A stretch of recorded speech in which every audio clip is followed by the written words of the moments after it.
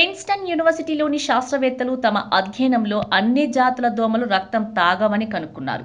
వాస్తవానికి మగదోమలు మనుషులను కుట్టవు. ఇవి చెట్ల రసాలపై ఆధారపడి బతుకుతాయి.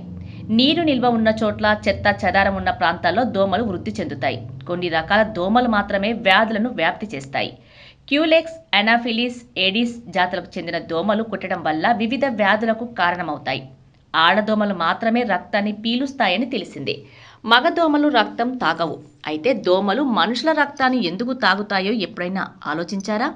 వాటికి ఈ అలవాటు ఎలా వచ్చింది? ఇప్పుడు శాస్త్రవేత్తలు ఈ ప్రశ్నకు సమాధానం కనుక్కున్నారు. ప్రిన్స్టన్ యూనివర్సిటీలోని శాస్త్రవేత్తలు తమ అధ్యయనంలో అన్ని జాతుల దోమలు రక్తం తాగవని కనుక్కున్నారు. ఆడదోమలు మనుషులను కుట్టేందుకు అనుకూలంగా ఉండే ముఖాన్ని కలిగి ఉంటాయి. ఆ తరహా ఆకారాన్ని కలిగి ఉండటం కారణంగా అవి మనుషుల రక్తాన్ని ఈజీగా తాగగలుగుతాయి. మనుషుల నుండి సేకరించిన రక్తం మాత్రమే వీటికి ఆహారం. అయితే ఈ రక్తంతో దోమలు గుడ్లు పెట్టేందుకు అవసరమైన ప్రోటీన్ను తయారు చేసుకునేందుకు వినియోగించుకుంటాయి.